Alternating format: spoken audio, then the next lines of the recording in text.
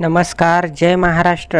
महाराष्ट्राच्या राजकारणातून सर्वात मोठी धक्कादायक बातमी जाणून घेऊया सविस्तर अपडेट. तत्पूर्वी जर तुम्ही आमच्या चॅनलवर नवीन असाल तर चॅनलला नक्की सबस्क्राईब करून ठेवा. मंत्री छगन भुजबळ यांना एका अज्ञात व्यक्तीने जीवे मारण्याची धमकी दिली आहे.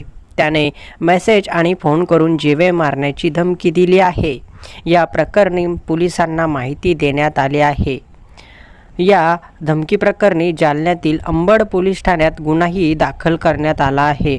जाणून घेऊया सविस्तर पूर्ण बातमी. राष्ट्रवादी काँग्रेसचे नेते आणि राज्याचे अन्न आणि नागरी पुरवठा मंत्री छगन भुजबळ यांना पुन्हा एकदा धमकी देण्यात आली आहे. छगन भुजबळ यांना जीवे मारण्याची पुन्हा धमकी देण्यात आल्याने कार्यकर्त्यांमध्ये एकच खळबळ उडाली आहे. एका अज्ञात व्यक्तीने मंत्री छगन भुजबळ यांना फोन आणि मेसेजद्वारे जीवे मारण्याची धमकी दिली आहे. या प्रकरणी अज्ञात व्यक्तीविरोधात नाशिक येथील अंबड पोलीस ठाण्यात गुन्हा दाखल करण्यात आला आहे.